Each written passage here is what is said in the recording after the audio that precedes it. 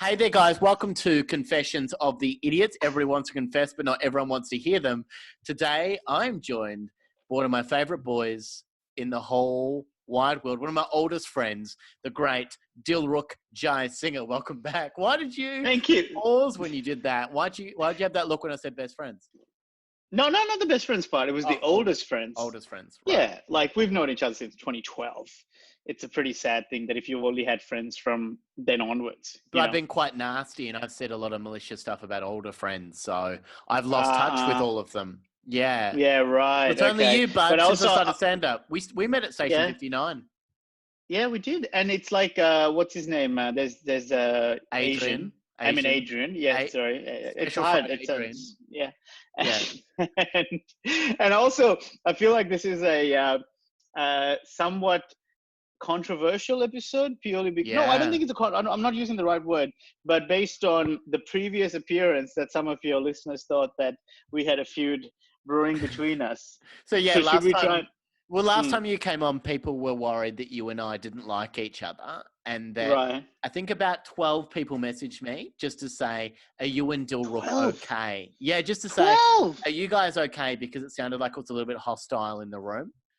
Yeah, right. So wait, now I'm okay. So two things. Do we keep the ruse going? Do we keep the drama of it going? Because hopefully people will see the irony of that we are still hostile with each other and angry, and yet I've taken a time out of my day in my isolation chamber to chat to you on your podcast again, even though we clearly don't like each other because this is obviously a huge career boost for me. Yeah. Oh my God, this is massive for you. Right. So do we keep that going as a thing, or do we actually explain? Could you say thank you for having me on your podcast, Sam? No. Why? Could you just say? I'm scared to see what you're going to do. No. Just say thank you for having me on your podcast. You're welcome for having me on your podcast. No, just say thank you for having. You're welcome. Why would you say that? That means that I want to have you on it. Yeah, it's like Maui from Moana. You're welcome. You're such a fuckhead. Do you get the reference? No. What was it? See, this is why people think there's a feud, because you break into such, and you know what? Anger. You know what I've decided? You know what? Yeah. I've decided you do have a problem with me, just based on the venom, just based on the venom of that sentence just then. The way you said you're such a fuckhead, I felt like you really channeled some genuine aggression there. Yeah. I think hopefully people. I think let's keep playing like we're feuding, and somehow maybe what's this backstory that we're still like our parents have forced us to do this with each other still? Yeah. Or like a producer. No. You know what it is? It's one of those radios we in our business. We know that they're a radio team. There's a duo that clearly don't like each other or something like that. And after time, they still have to, right. So that's what we are. We're the duo that clearly have our bubbling issues underneath. It's Rush Hour. No, Rush Hour was great. Billy Brownless and James Brayshaw, they love each other. So I'm not using actual people. I'm saying so many times it has happened where people aren't actually getting along. It's so funny though because great. No, it's so funny though because even when you and I go for dinner or something, and there is always a moment where you and I have a fight, and it's always a fake fight. It's always a fake fight. Right. I got really scared there for a moment. But I just always pretend to get really mad at you at some point of the night. Yeah. Or get really offended by something that you say. Right. Stop talking for a little bit. Yeah, and just I keep think looking when that's at on a Lebanese podcast, food. A beautiful Tiva's Lebanese food. But I feel like when that happens though, like it's so funny to you and I, but then maybe when we do it on a podcast and Jess Perkins was on it as well, and she wasn't laughing a lot of the time at what we were doing.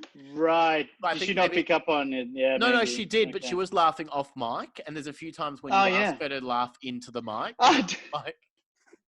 It looks like you and I just fighting. Right, and it's also sometimes when you make crook comments and you laugh off camera, it makes you look like a really bad person. Because the attempt, I hope everyone realizes, always the attempt is to be funny, never actually malicious or racist or whatever the things that I tend to dabble in. It's so funny. Do you remember our first gig together that we ever did at Station 59? I remember the first time I saw you perform was at Spleen when one GF was emceeing the gig. Gluten-free. And that might have even been gluten-free comedian. He gluten-free, dead fleet. Yeah. Yeah, gluten-free, dead-free. And he was emceeing Spleen, and I think he brought you on, and I was like, I think it was your first gig, and I was blown away at how sort of polished you were. But then maybe what happened the first time we met? First time we met, there was a guy who I won't say his name, but he was up there doing material about Shane Warne. He was singing, and this would have been 2012. So he was when Shane Warne was super relevant. No, he was singing a song about Shane Warne.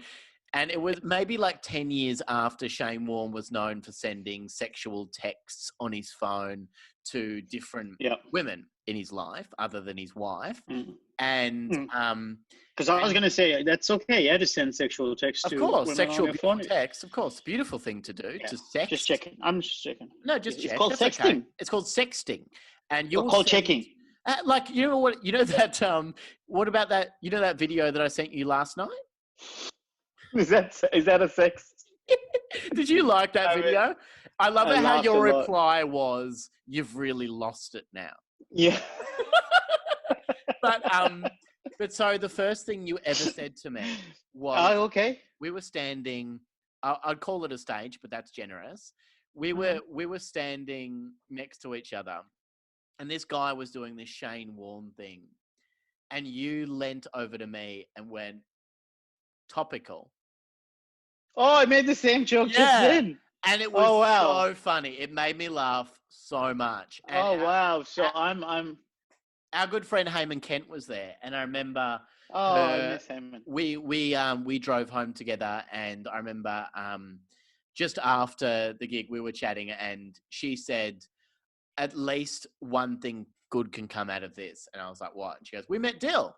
And that was the genuine thing that we had after that. It was like, oh, at least we met Dill out of that. And who knew? See, I want to play up the whole feud and all that stuff, but right now I'm so vulnerable that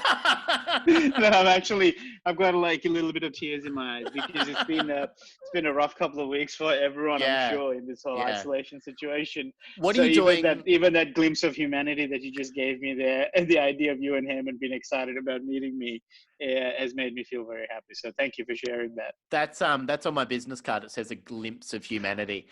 What have you been doing to keep yourself amused during these times, Dill? What have you been doing to keep yourself entertained? I talk to my special needs friends on podcasts.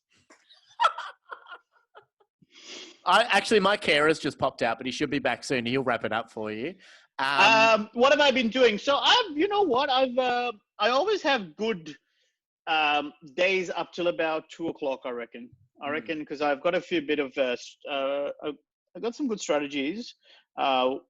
Not all work all the time because I win some battles, lose some battles. But generally speaking, I'll wake up with the sunlight. I go to sleep with the blinds open so that the sunlight has to wake me up. Because the problem that I have is I am alone. Like there's no one else. It's a 1-bedroom apartment, and I am not accountable to anyone. Like in the sense that and this is not trying to be funny or crude or anything like that. If I chose, I don't have to put clothes on. Like there's no one who sees me at all. Like I can just be a filthy, filthy mess the whole time. Yeah. But I'm trying to give myself some rules, like waking up with the sunlight. So I keep the blinds open. Then I go, I have a gratitude list. I write out 3 things that I'm grateful for. And then I write out 3 things that'll make today great. So just little tiny goals. And then meditate for 20 minutes. Then I'll do a little bit of exercise. And then I'll have a nice shower, shave, put my moisturizer on, I comb my hair for no one, but for me, and and then I'll have a coffee, and then I do a bit of work. That work could be, working on my taxes or whatever, and then I'll talk to mom or dad, and then the day starts to unravel when the reality of what is happening in our lives starts to kick in. So but at least I start the day off positively. What about you? Like, do you feel though? Sorry, do you feel that it is really hard to keep productive in these times, or are you giving yourself that leeway to not be productive? It's an interesting question because in certain areas I'm more productive than I used to be. You're welcome. In some areas I'm more productive than I used to be. It's really funny for me because moments of your feed freezes. So I say something and I think I've made a joke, but it's frozen on you looking angry. And then 2 seconds later, it's you cacking yourself. I'm like, woo. Is it just the side of my face that freezes?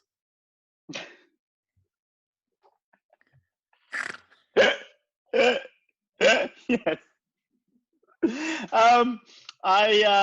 Man, I've been really productive with exercise, believe it or not. I'm probably doing more than I used to.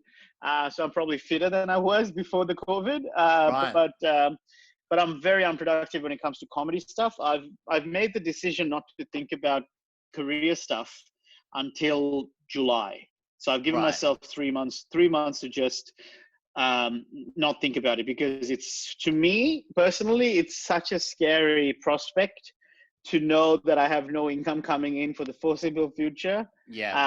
It's so scary to think that this thing that I have worked hard at getting good at, which is performing live, might not be a thing that I'm able to do for a long time. Even when we come back, who knows what kind of situation it's going to be like. All those fears are so heavy on my mind that I've given myself 3 months buffer before I need to think about it, because right now things like being away from my mom and dad and my brother, things like, I've been sober 3.5 years now, or 3 and a bit years now, and I'm not ready to stop, my good streak. So how long have you been off grog?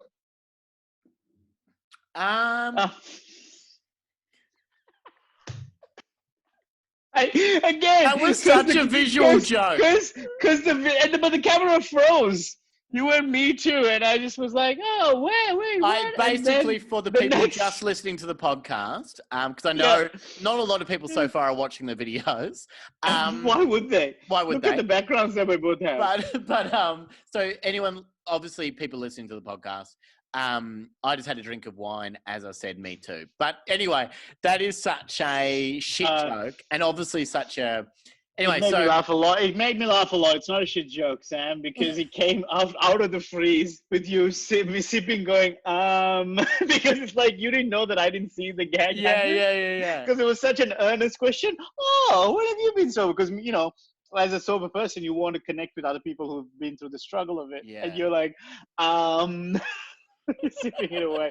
So man, I'm trying to make sure I'm on top of those things. Because my 3 biggest, early days of our friendship, 3 of them, my biggest issues would have been drinking too much, being lazy, and eating too much. So I've worked the ethnicity thing really started to piss me off. Yeah. So that those 3. I mean, I can't fix anything. Maybe I can. Maybe I can stay out of the sun and become a bit whiter. That might help. But yeah, man, it's been good for most of the part. I've been having some wins and a couple of bad days, but never 2 bad days in a row. That's my only rule. If I'm having a bad day, I let myself feel it. So today, talking to you before this was a good day, and now here you are. So we've introduced the bad day. Anyway, are you ready for some great online confessions, Dilruk Jayasinha? Yes, please. Yes, because the first confession comes from Michael. Michael writes, so in the past... Is that his last name? I know we made this joke. It's a very good joke, though. So in the past, I had a teacher whom I hated very much. He also hated me. Didn't we all? In each of his class, he would point me out and shit-talk me. For example, so it gives an example of how a teacher would shit-talk someone. Look at this idiot. Is very inattentive in class. Your creativity won't help you graduate school. All right, so it's just a fun thing to say. Let me give you an example of an inattentive student. You, etc., etc. You're just going to move the camera the entire time? Because it's really starting to piss me off. Just read the fucking letter, right? It's not a letter. Listening. It's not a letter. The confession. Confession. Jesus Christ. All right, read the confession and stop breaking the flow for the listeners. But anyways, that's why I hated him so much. Literally on the first class, he just humiliated me really badly, and it almost made me cry. but at that moment, I did something. Okay, so he's fucked up a little bit here, but he means I did something mischievous, but it was not worth the punishment. So, Dill, imagine you've got a teacher that you hate. What do you do? What do you do at that point to get back at them? Someone that's embarrassed you in front of an entire classroom. What do you do to get back at that teacher? I would. Is this Dilruk today or Dilruk back in high school? Like how old was I? Back in high school. Oh, that back in high school would have cried. You would have cried. Yeah. Oh. Yeah, I would have heard. Yeah. Sorry. Do you want a funnier answer? Yeah. What do you? I wouldn't have had you on the podcast if I wanted that though. What do you do now, Dilruk? Now, what would he do? I would be like, "Hey, bro, I'll turn my chair around. Let's chill, bruh. Number 5. Yeah. I'll turn the chair around. I'm like, hey, teach. What's going on, man? What's happening in your life that you feel the need to humiliate a child like this? Especially knowing that this type of thing can cause me to have some really long-term negative effects. Yeah. Like self-confidence issues, social anxiety about being in public and things like. I would say like, why choose this behavior? Yeah. I want to understand why what events led you up to this moment, because I don't want to think you're a bad person, but you're behaving like a bad person. Yeah. Does it make your cock hard to embarrass me in front of all these wonderful people? That sort of thing. Yeah, definitely. Yeah, sure. Yeah. Okay. Yeah. Cock hard. But anyways, that's why I hated him so much. Literally on the first class, he humiliated me really badly, but it almost made me cry. But at that, it's so hard because like I'm trying to read this letter, as you call it, and you're taking photos, you're adjusting stuff. It's like, listen to the conversation, cunt. Be in the moment. I'm in the moment. I just did like my meditation, so I'm very in the moment. Yeah. I can take photos and be in the moment. Right. Huh? What was it? Something about in meditation, you don't hear a lot about taking selfies. Well, it depends on what type of meditation you're doing. There's sleep ones, there's breathing ones, there's selfie ones. I don't know why people think we don't get along.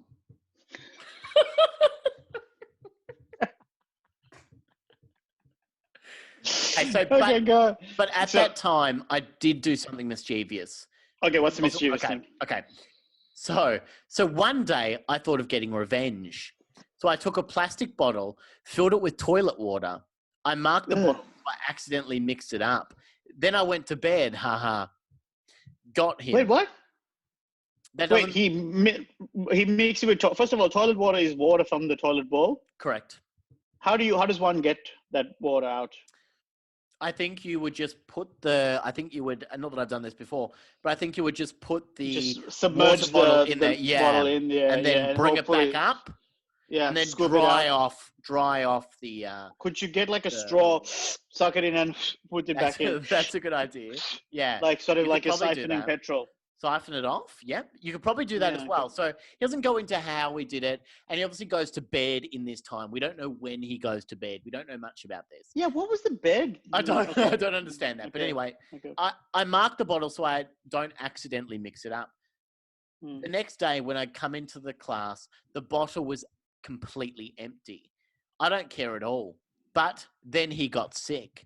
My teacher got really sick and I didn't know what to do. It was my piss. Of course it was my piss. And then I got really scared. I feel like now I should be coming clean, but I'm so much older and I feel bad about it. I'm honestly 21. And this happened when I was 17 years old. That's only 4 years ago. Yeah. Wow. I know where he lives too. And I feel like I should go to his house and tell him what I did and what made him feel sick. Literally think about this every day. So 4 years ago, Dill, it's such a long time ago to still hang on to this, to go, yeah, I still really care about what I did back then. 4 years ago, would you still hang on to that? If you made someone sick from your piss, would you do that?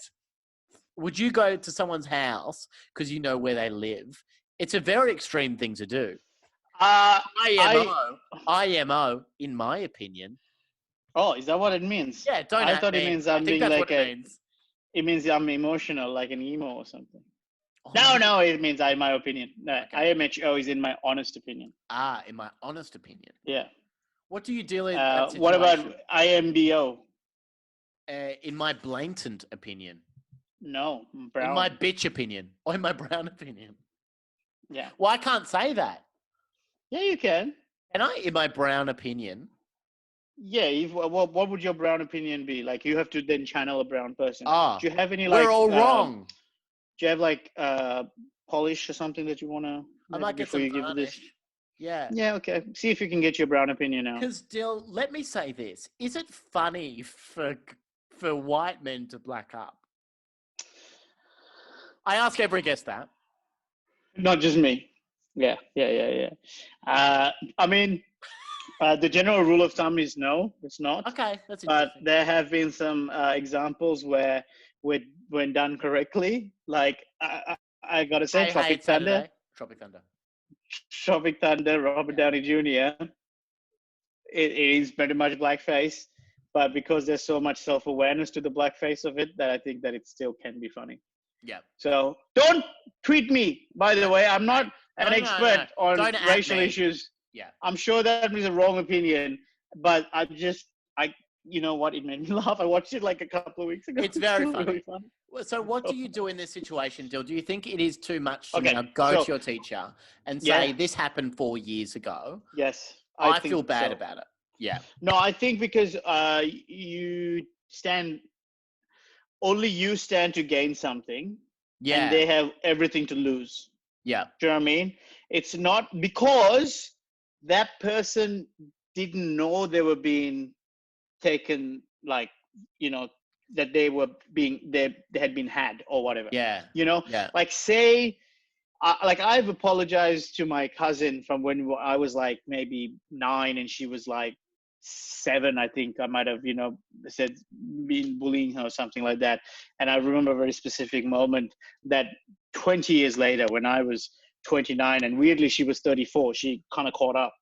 And I actually apologized to her, saying, hey, I don't know, I really feel bad about all of that. And she's like, oh, that's very sweet of you to say.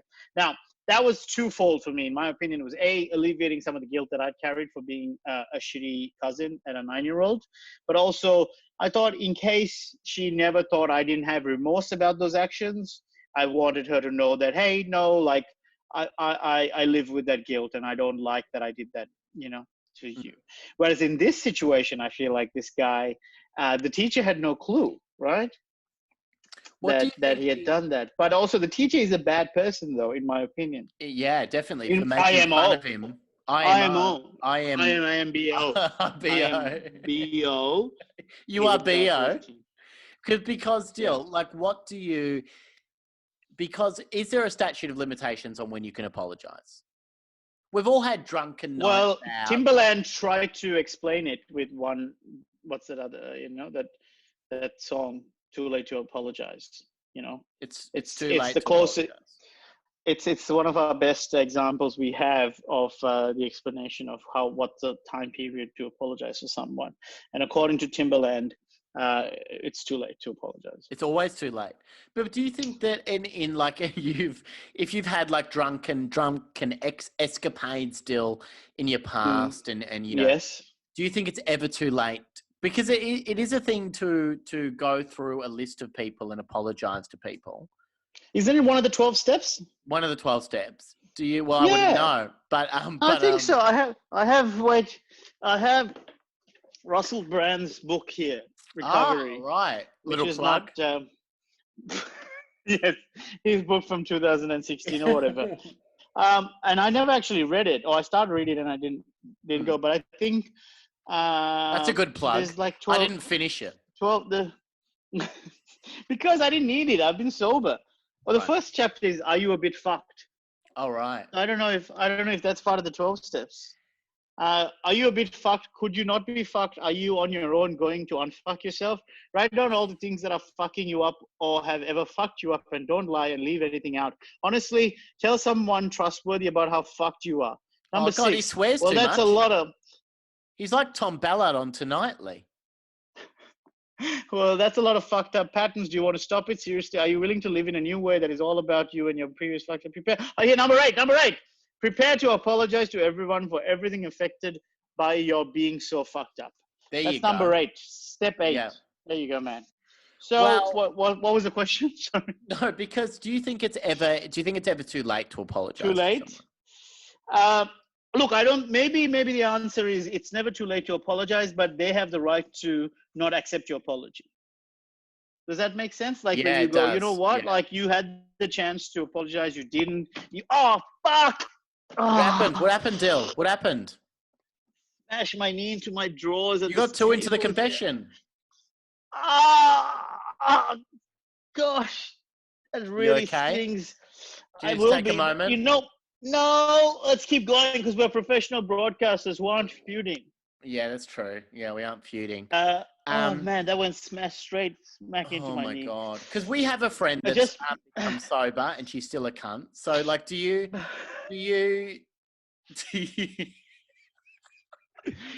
don't implicate me in actual feuds that you're having. I'm happy to play along with your other fake feuds, all right? Do you think that there is a statute of limitations to actually go? I think, is this all this was just rules for you to get me on record saying something bad for my lawyer. Hey, no, for your lawyer. Hey, listen, I think that it's, yeah, man, maybe there is, yeah? Like, I also think maybe there's a statute of limitations. No, I don't know if that's the word, but if you keep apologizing for the same mistake. Yeah. I wonder if that's another reason where you go, you know what, like, I don't know, is it 3 times maybe if you keep doing the same thing and expecting people to forgive you each time? I don't know. Yeah. It's a tough one. Because I actually deeply feel like we need to learn how to allow people to redeem themselves, because if you don't allow them to redeem themselves, then why even bother trying? Yeah, you know? Yeah. So in a sort of cancel culture world where you can fuck up and then people just go, right, that's it, you're done, you're ousted from society forever and ever. You know, Kevin Hart's thing where he, made some homophobic tweets back in 2010 or something like that, how much it keeps coming to bite him back over and over again. Yeah. I always feel a little bit like, yeah, look, I don't know. Again, maybe the people who are upset are right to be upset, or maybe he said he has apologized for it over and over again. So what more does he need to do, Yeah, I totally agree with you there, Dill. And we've got one more confession that comes from Mary Types. Oh, it's only 2 today. Are we only doing 2? We're only doing 2. Yeah. So we have Mary Types and Simon Wrights. And Michael Wrights, okay. I wanked off a complete stranger on a bus. You bet. I loved it. I didn't think that would be me. Can I ask, do you do this with Peter Hitchner as well? Yep. Yeah, I do it with everyone. Yeah, you do with people who wank each other off, strangers. Yeah. I should start listening to the pod. Yeah, you should. It's very dicey at times. I didn't think that would be me. Depends on who the guest is. I'm curious to know what your fans actually think of me, especially when I keep interrupting your confessions. Yeah, they probably just think you're a little bit annoying. Do they like, hey, why does Sam keep inviting him back? Yeah, probably. Yeah, they're already feuding. Maybe there is a producer who's forcing us to, interact. But then again, my dad likes you after you calling me a cunt about 7 times at my 21st. So, I mean, you're very lovable. Yeah, okay, true. That's true. I didn't think that would be me. I never thought I'd be that sort of person. No one ever does, do they, Dill? They never think they're going to. Never. Sort of person to wank off someone on a bus. Maybe some people do wake up and go, you know what, today I aspire, by the end of 2021 finishes or whatever, I am going to wank a stranger off on a bus. Maybe. Yeah, it's a great bucket list. I always thought I was pretty restrained when it came to that sort of thing. But there I was on a very empty bus heading into the city. I hadn't been in the big smoke for a while, which was fine, really. It was a good 3-hour trip ahead of me, and I really had to keep my wits about me, which was fine, really. She needed to keep her hands about her as well. She needed to be more careful. As soon as I got on, I saw this guy right at the back. He wasn't looking at me, but I was sure as hell looking at him. He was the sort of guy you could tell is a musician right away. Long hair down to his bum. Yeah. Oh, loves a wank on a bus. Loves a wank on a bus, and a real attitude about him. Imagine if that was the Speed movie, the plot where he's like, do not make this man come. If you make him come, the bus will explode. That would be incredible. No, you can't make him go soft. You can't make him go soft. You got to keep him going. Yeah, if it goes under certain like rigidity, that's when the bus blows up. That's an amazing plot. I thought right away that I wanted to get his number. I sat quite closely to him, even though you said number, because I know you just yes-anded my bullshit reference, whether you hated it. You just hated it. I loved it. And keep going. I sat quite closely to him, even though there was plenty of room on the bus for me to sit elsewhere. No bother. I could hear him talk on the phone. He was telling the person on the other line how horny he was. I don't really know what came over me, but I thought, what if I just walked over there? So, without warning, I got up and walked over to his seat. It wasn't a long walk, really. Fucking hell, she doesn't need to explain that. I just got up and started chatting to him. He looked startled at first. As I sat down next to him, I looked right down at his pants. He gave me the cheekiest rock star look I've ever seen in my life, and I loved it. He hung up his phone. What's that? No, go. No, it wasn't worth it. How would you wank someone off on the bus, Dill? This is also someone I ask everyone on the podcast. I asked Sam Neill this. How do you go about that? Is it a casual conversation? Would Sam Neill wank it off with the raptor hook coming out of his claw, like when he was explaining how the raptor attacks to that kid? That's all he does, yeah. What do you It's the only movie he's ever done, right? Only movie. He's not very successful. How would I wank someone on a bus?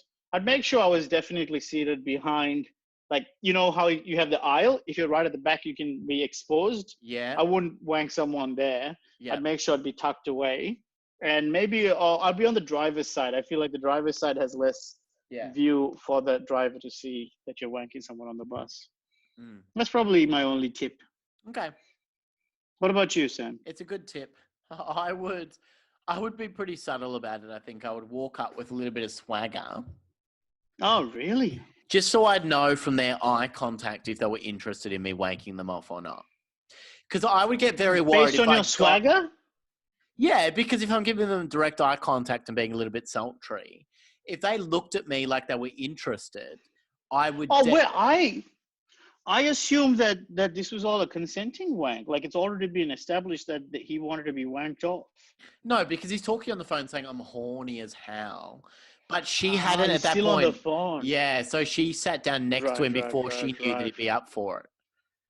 Okay. Let's role play. So I'm on the phone here. Yeah. Hey, hello. Yeah, hi, Mom. And I'm horny as hell, Mom. Oh, look at that swagger. All right. I'm horny as hell, Mom. Yeah, I know. It's been a while, Mom. Okay, there's a man that doesn't look quite right. He's like shaking maracas. He's shaking invisible maracas. Not maracas, it's cock. No. He's saying it's cock. Okay, sorry, Mom. He just... You know what, Dill? This is the third Yeah. podcast I've done today, and that's the first time I've done that. I just love that you just had a out-of-body experience of realizing what you were just doing, and you decided to blame it on the fact that you've done two podcasts before this. Yeah. Oh, sorry. Oh, okay. Sorry. I'm not good enough for you to be the opening guest to have. I thought you'd be the last. Okay, got Ash Williams. All right, fair enough. Number one. He would have talked about. He would have been wanked on a bus. Yeah. Well. Zachary Rawain was number 2. Oh, lovely. And then you. Yeah. So look, like nice guests that I've loved, and I thought you would be the last, because not only are you very easy to talk to, but I can also mime wanking on a bus and you won't think anything ill of me. How is that going to play on air when people are just listening at home? Are they going to hear the sound of? Not sure. No one's going to watch the video. Could you have given sound effects like, I'll add that in. It's going to be in post. A lot of foley. Add in post. That's the unofficial wanking noise, is it? Oh, is it? God, yeah. You just that's the wanking noise. Okay. Yeah, let's. But also you got to get the noise of the bus. Every time it stops, full wank. Yeah, no bother. I could hear him talk on the phone. Okay, I'm going to get into it. He gave me the cheekiest rock star look I've ever seen in my life, and I loved it. He hung up his phone and told me he thought I was really pretty. What a charmer. Ooh. Yeah, real charmer.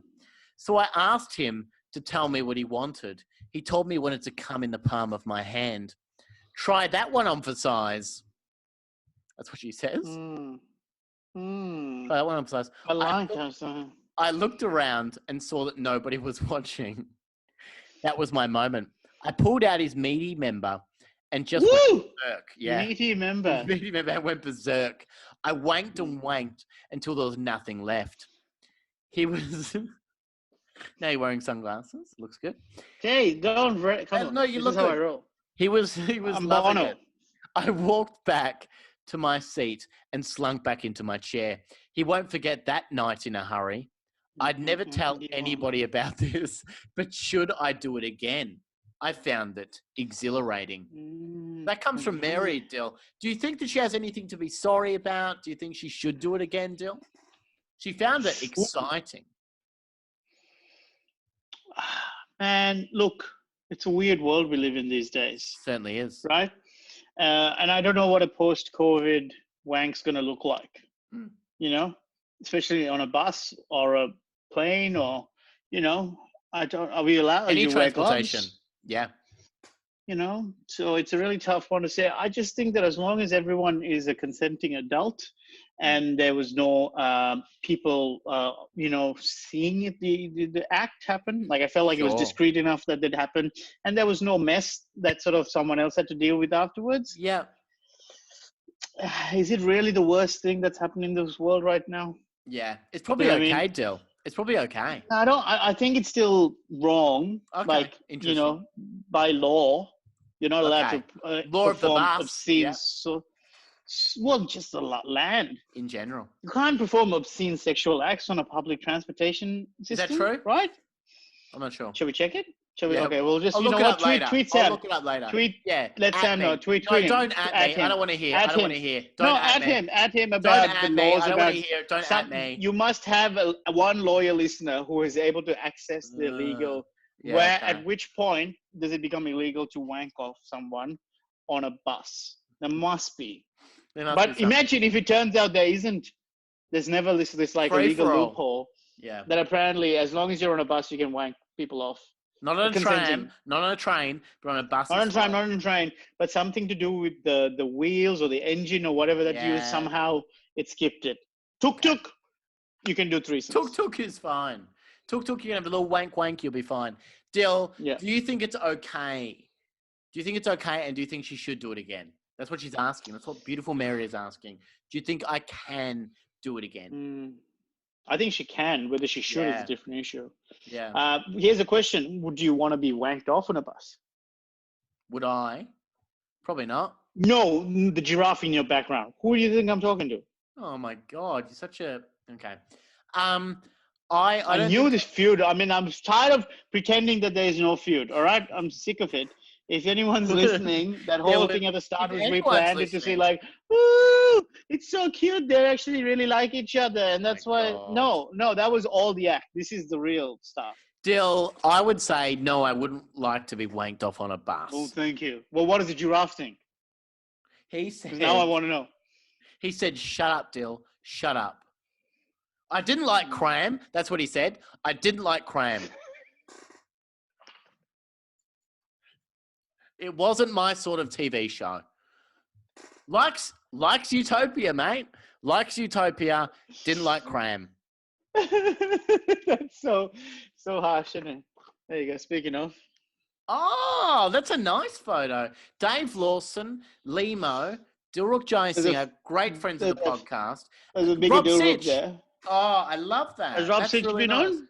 Rob Sitch hasn't been. I got to film a sketch with Rob Sitch, and he's the greatest comic actor. There's Dave Lawson, who I did the podcast with before. Yeah, have you met Dave Lawson? Or was it all green screen? He doesn't like to be seen with others. Right, yeah. He's quite a particular actor. So okay, I'm sad to hear that the giraffe didn't like cram, but jokes on the giraffe. I got a logie because of the cram. Okay. Well, I think you got it for Utopia. I just call it the cram as well, by the way. The cram. Is not what it's called. All right, Sam. It is pretty late in the night. Okay. All right, but let's keep going. I just wanted to point out. You're so rude, because we need to find out what Mary needs to do, Dill. What does Mary do? So what Mary wants to do is get people. She should get a little lamp and fan. Oh my God. The lamp. You're not taking this seriously. She's written and she said, what should I do in this situation? Oh, okay, look, don't. I would say don't play safe. People off, Dill. No, just tell her to go find somewhere discreet. Is the bus vital to the wank? Is the excitement? Does she need? I just realized my neighbors can only hear my side of the conversation. Of course they can, Dill. So all they're hearing is me saying, should she wank them off? I'm committed to podcasting.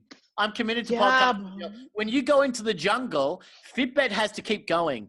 I am committed. Jungle? That's so racist. The jungle. Because I'm brown. I go back to the. So you're like a racial thing. Oh, the brown guy. Okay. The brown guy goes into the jungle. Is that what you're doing? Right. Nice one, mate. Nice one. Why don't you go back to colonial times? So what? I was in colonial times, Dylan. You weren't. Okay. So let's just think about this. Let's just think about Ben Lomas doing the podcast by himself for a few. Ben Lomas. Okay, so we're just going to ignore that you do a podcast with Ben Lomas. Oh, yeah, I do a podcast with, is his name Ben? Ben Lomas. The guy, the big, guys, look, I'm not going to continue. Fitbit, I think it's called Fitbit. It's called Fitbit. Fitbit pod. I'm not going to continue this podcast because I think that people have seen who you truly are, Dill. I think they've seen your true colors. And I'm going to stop the podcast right now because your main color is brown and you have been... whose color? Whose color? Who's talking about color now? You know? I've always been talking about color, Dill. I've always been talking about color. I don't know. I feel like you've really just sort of... You on your phone right now? Why are you looking off to that side? All right. No.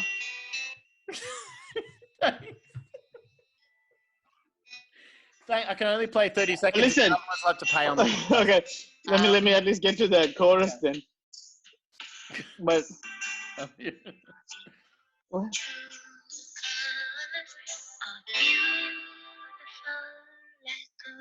So Cindy Lauper told me my true colors are beautiful like a rainbow. So how about you go fuck yourself? They are. Okay. Anyway. Fitbit pod, please listen. And here, side note, Sam, your episode is one of our most downloaded episodes. Is it really? What are the chances? Oh, yes. That's really nice. Have you seen the nice things that people have been saying about you? No. On socials? No. No. Well, really? No. They said some really lovely things about you. I sent it to you. Did you? I didn't read your messages. Sure. I had a few people that said some nice things to me personally that said lovely things. Oh, really? Yeah. Oh, really? See, they said not as fucked in the face as we thought he was going to be. That's what I thought. Well, that's the end of the podcast. See you guys. Good night, Australia. Wait. I'm done, man. Calling it early. No, such a great app, you guys. Thanks. This was brilliant and inspiring app. Loved the part about the swimming race. Do you remember that story about the swimming race? Yeah, that was a good one. I lived it too. Very funny episode and a real good listen. That's really sweet. That's really nice. Do you have listeners? Can they listen to my podcast? If they are. Also, of course I have listeners. This is a very popular podcast. Oh, must be. Can they also then stream my Amazon Prime special? What does that mean? Well, my Amazon Prime special comes out on the 24th of April, if anyone wants to. Oh, that'll be really funny. Is it like Cram?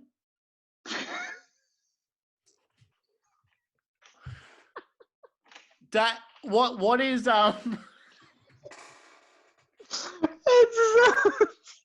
what is No one actually heard.